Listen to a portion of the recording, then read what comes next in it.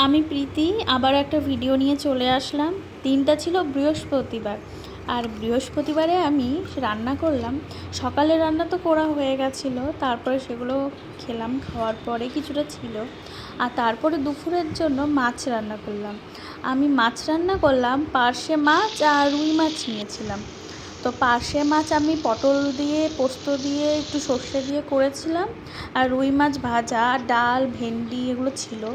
আর mixed একটা সবজি করেছি, কারণ আমাদের বাড়িতে অনেকগুলো পেঁপে ছিল, আর পেঁপেগুলো নষ্ট হয়ে যাচ্ছিলো। একটু কাঁকরোল ভাজলাম। আর মিক্সড সবজির মধ্যে আমি অনেক রকম সবজি দিয়েছি, বরবটি, তারপরে পেঁপে, আলু, তারপরে সাদা ডাঁটা যেগুলো ওগুলো দিয়েছি, তারপরে লাল আলু দিয়েছি, আরও দিয়েছি একটু পটল আর কুমড়ো দিয়েছি। ব্যাস এইসব দিয়ে একটু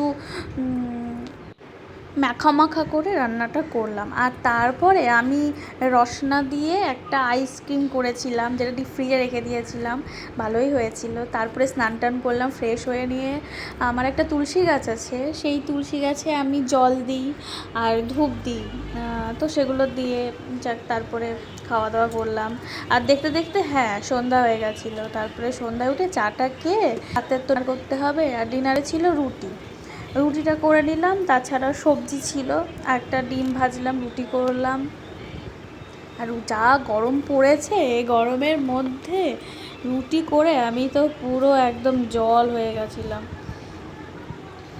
আমাদের রানাঘাটে তো প্রচণ্ড গরম পড়ছে, প্রচণ্ড। মানে এই গরমটা না সত্যি আর নেওয়া যাচ্ছে না। তারপর একটু একটু বৃষ্টি হচ্ছে আর মেঘ দিচ্ছে।